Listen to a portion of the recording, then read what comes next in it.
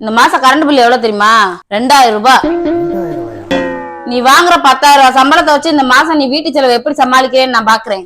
ஒழுங்கு மரியாதையா அதிகமா சம்பளம் வாங்குற மாதிரி ஒரு வேலையை தர வழிய பாரு. என் சொந்தக்காரங்க ஃப்ரெண்டு முன்னாடி எல்லாம் நீ வாங்குற சம்பளத்தை வெளியில சொல்றதுக்கு கேவலமா இருக்கு. 5 hours later.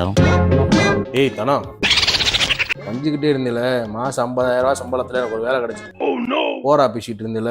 இனிமே பேசுன அடிச்சு வாயிலாம் குலைச்சு விட்டுருவேன். அது ஒண்ணும் இல்லடி, அவர் வாங்குற 10,000 ரூபாய் சம்பளத்துல இருந்து 1000 ரூபாய் இன்கிரிமெண்ட் போட்டு கொடுத்துருக்காங்களாம். சரி அப்புறமா கூப்பிடுறேன். ஏய், நான் சொன்னது உன் காதுல விழுந்துச்சா இல்லையா? சம்பந்தம் இல்லாம சொல்லிக்கிட்டு இருக்க.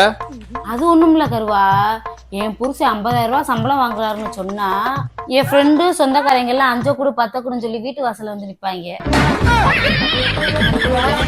நீ வாங்குற சம்பளத்தை வெளியில சொல்றதுக்கு கேவலமா இருக்கு.